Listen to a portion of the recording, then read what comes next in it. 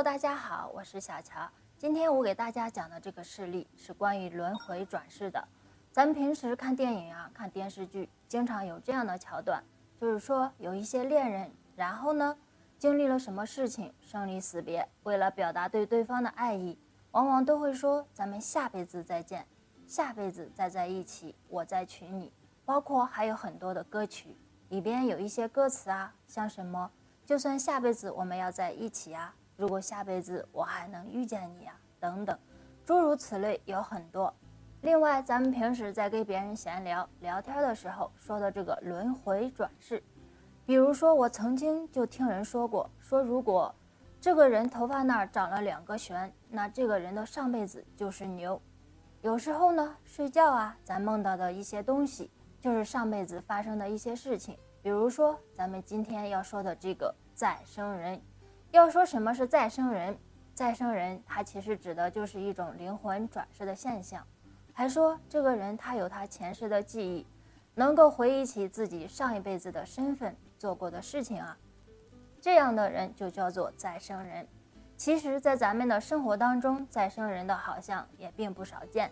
平时咱们看报纸、看电视或者上网，经常能够看到这样的新闻，说在什么什么地方出现了一个人，他有前世的记忆，甚至有的人呢能够记起来自己前2辈子、3辈子的事情。比如说在前几年有一个新闻挺出名，说在美国有一个小男孩刚5岁，有一天呢，他就突然告诉他妈妈说自己前世是一个黑人女孩，是在当地的一场很大的火灾当中被烧死，而且还准确地说出了自己叫什么名字。这个男孩的妈妈一开始听了以后，她很吃惊，认为自己孩子是不是中邪了呀？怎么说胡话呢？但是这个孩子坚持自己这个说法，说的确就这么回事，没中邪。在国外有很多，当然在咱们国内啊，这种再生人其实也有不少。在我国的这个贵州、湖南还有广西这3省交界的这个地方，有这么一片侗族的聚集区，这一块地方就有很多再生人。这块地方有一个全国甚至说是全世界都闻名的再生人村庄。这个村庄具体在哪儿？在湖南省通道侗族自治县的平阳乡。这个平阳乡呢也不大，大概只有7800多个人，但是再生人非常多，有100多个。因为这个庞大的再生人数量，当地现在甚至是已经形成了一种再生人文化。当然这些呢就是后话了，咱们一会儿会说到。既然提到了这个再生人村庄，咱们就不得不提一下这里边的很多的有意思的再生人事例。首先咱们先来看一个挺有意思的一个案例，说是有一个男孩呢，他的前世是一头猪。在这个平阳乡的普头寨有一个姓吴的男孩，这个男孩很奇怪，他从小时候开始啊，大概是这么1、2岁吧，每一次呢，家里人抱着他到村子里边去玩。这村子里边有一个屠夫姓荣，每一次呢，大人抱着他，只要碰见这个屠夫，这个小男孩就会拼命大哭，而且在大人怀里还不停挣扎要跑那个意思。1次2次家里人也没太在意，但是慢慢的发现呢，每一次孩子看见这个人都会哭。这下大人就纳闷了，怎么回事呢？为什么会哭呢？这个姓荣的屠夫他自己也奇怪，再加上当地人都迷信，想来想去啊，就猜测可能啊是因为这个屠夫呢平时总是杀猪宰羊的，身上这个杀气戾气太重了，孩子太纯真，靠近呢受不了。再到后来呢，这个小男孩慢慢的学会走路，学会说话。可是这时候呢，这个小男孩身上又发生了一些比较奇怪的事情。什么事儿呢？每一次这个小男孩看见有人在地里采那些猪菜，就是给猪吃的那种菜，然后这个小男孩呢就会跑过去跟这些大人说不要拿这些菜给猪吃啦，不好吃，说这种菜太苦，那个菜太辣，你们采这么多一下子吃不完。但是毕竟他是一个小孩，大人们听了以后没当回事，就感觉这个小孩还挺好玩，挺有意思，应该是挺爱惜动物，所以也都没有多想。另外，在这个阶段呢，这个小男孩还是特别害怕那个姓荣的屠夫，而且比之前那是有过之而无不及。每一次，不管是旁边有没有大人，只要是看见这个屠夫，这个孩子就拼命地往家里跑，不管是离家多远，每次都这样。小时候啊，人们感觉是屠夫杀气太重了，但是孩子长大了，都会说话，能走路了，你要说再杀气太重，孩子受不了，那不太可能啊。那怎么会这样呢？于是村里人就感觉这个事儿肯定有蹊跷，所以大人们就试着去问这个小男孩，为什么呀？结果这么一问，把大伙吓了一跳。怎么回事？这个小男孩说，他前世其实是他外公家里边养的一头大白猪。当时有一天，这个姓荣的屠夫带着一个人来买猪，他一看自己要被人抓走了，就拼命往外跑，一直跑到家后边那个山坡上，但是最后还是被这个屠夫给抓住了，然后就抬到他们家给杀了卖了。因为他当时就是被这个屠夫给杀死了，所以这辈子就特别怕这个屠夫。这个屠夫呢，在知道这个事儿之后也是非常愧疚，当即表示从现在开始我就不当屠夫了，我不再杀生了。这等于是说这个小男孩感化了这个屠夫。这个事儿在村子里边当时传的那是非常火的，这就是当地的一个猪转世变成人的故事。然后咱再看一个比较有意思的啊，这个人他说他死了以后转世成了牛，然后又转世成了人，之后呢还发生了一系列很有趣的事情。在这个平阳乡的马田村，有一个小男孩叫吴晓，他这个晓是那个春眠不觉晓的晓，这名字看起来像是一个女孩的名字。他3岁那一年的时候，他的父亲带着他呢去看他的姑祖父。姑祖父是什么？姑祖父就是指他爷爷的姐妹的丈夫。南方有些地方管这个姑祖父叫姑爷啊，但是北方咱们说姑爷，那指的是女婿，所以咱们在这呢还是叫姑祖父。这次呢，这也是吴晓第一次来看他的姑祖父，可能是因为这个亲戚毕竟也不算是太近，所以大人们一直没有带孩子来看过。当时他这个姑祖父呢，年纪也挺大了，70多了。来到这个姑祖父家之后，这个吴晓刚一看到他这个老长辈，突然啊就开始莫名其妙的火冒三丈，随手就拿几只鞋，开始就打他的姑祖父，一边打一边嘴里还说打死你，打死你这个坏女婿。大人们在旁边不知道怎么回事，一看孩子怎么打人呢，赶快上来把孩子拉到一边，然后问他怎么回事，为什么打长辈。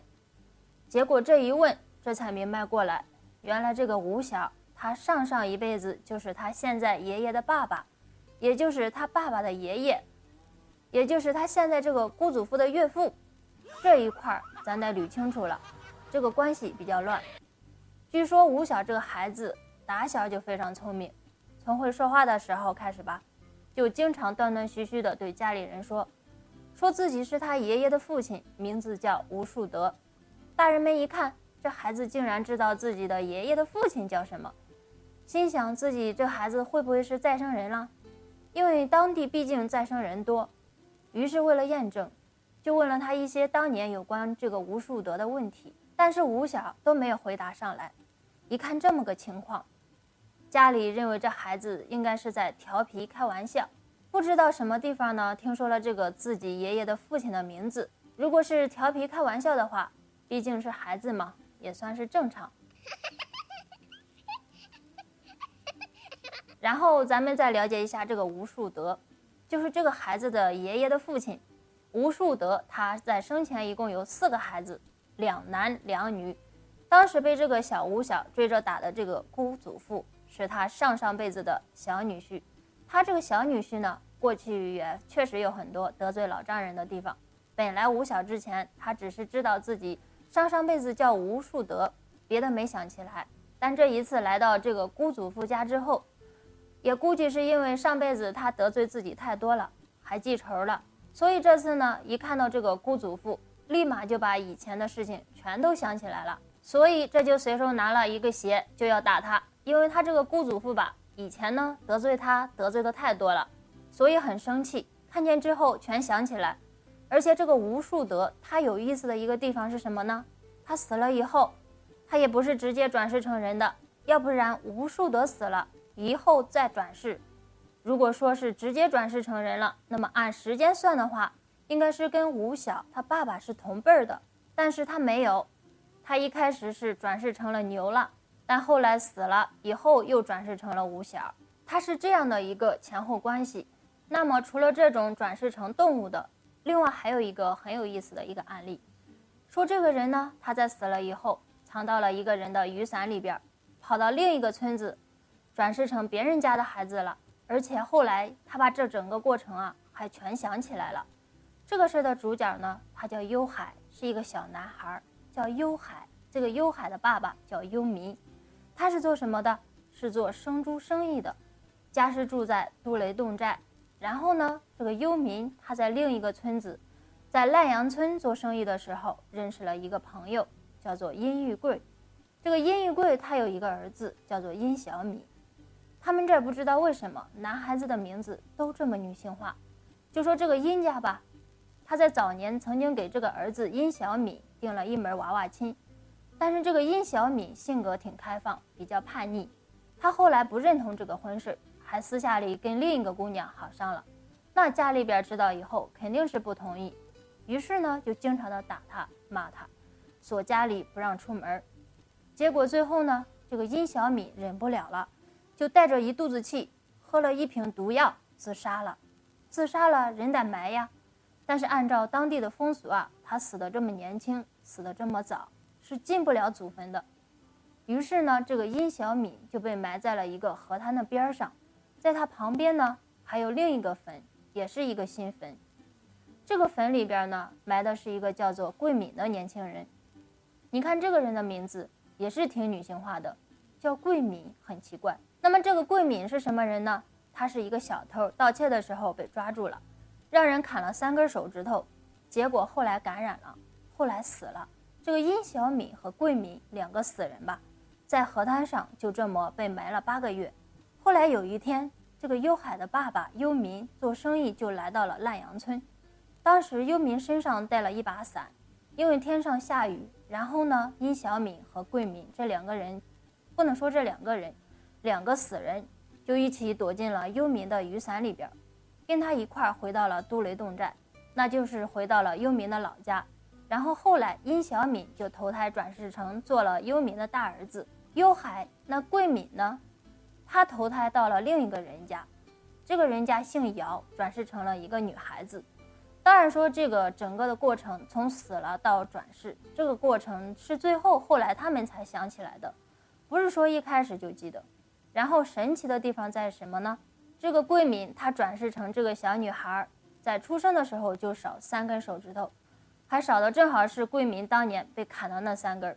然后这个幽海呢，在他3岁的时候，每一次看见外婆做饭，就要告诉外婆说，炒菜的时候少放点油。外婆问他为什么呀，他就说在那个烂阳的家里边没有油，现在节约一点油。然后呢，拿到烂阳给他原来的家人。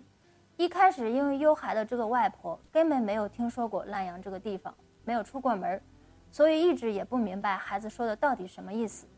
烂阳是什么玩意儿呢？不知道，一直就是当孩子在说胡话。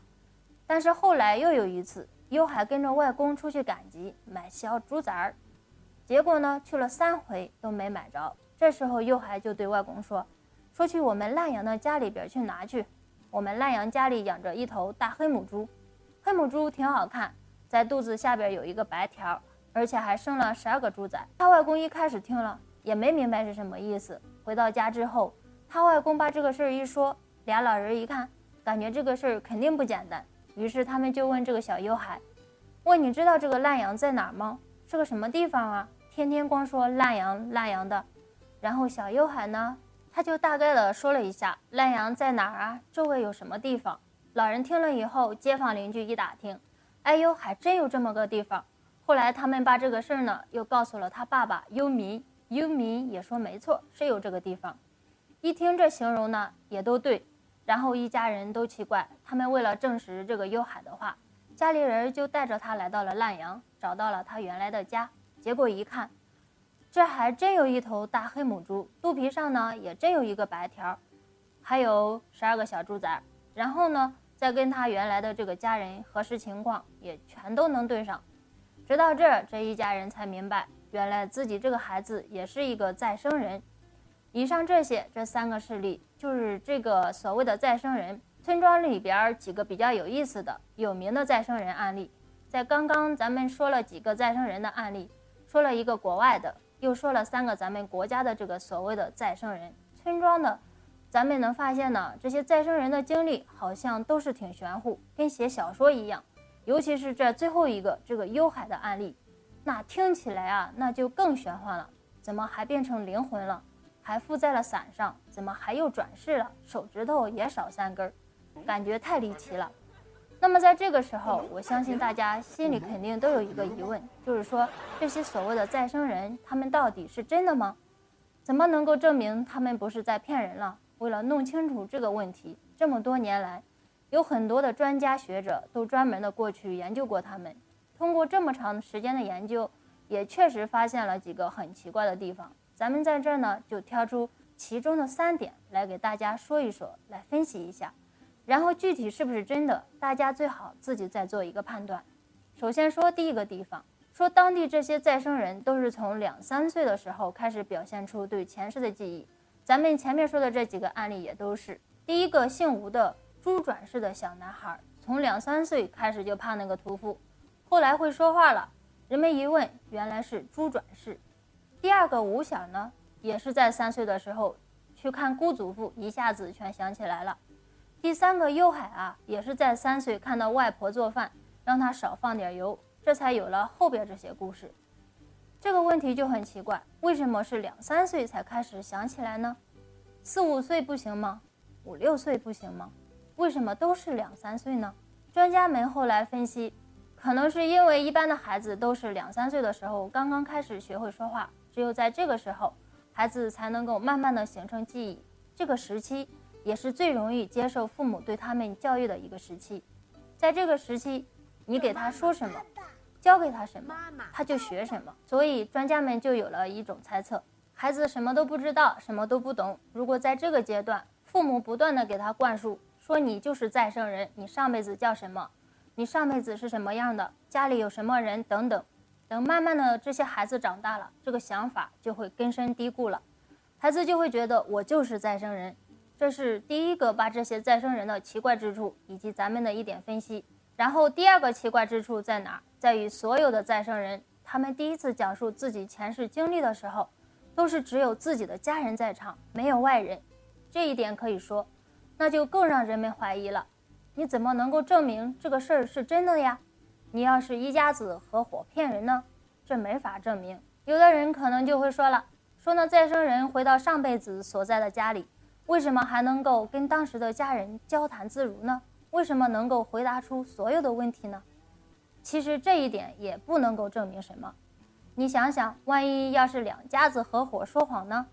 所以说没有第三方这个事儿是没法证实的。这是第二个奇怪之处。然后是第3点，这第3个奇怪的地方，这一点就更让人们觉得是此地无银300两了。为什么这么说呢？怎么回事？因为当地的政府自己都说了，说希望能够保持再生人的神秘感，还希望能够通过再生人发展成当地的旅营业，发展成一种文化。你说这个事儿，这也不是更让人怀疑吗？首先这个保持神秘感，那言外之意不就是说不让人们再来研究再生人，再去管它是真是假了吗？第二个发展旅游业，那更明显了，想利用这个再生人的名头来赚钱。好了，今天的节目就到这儿了。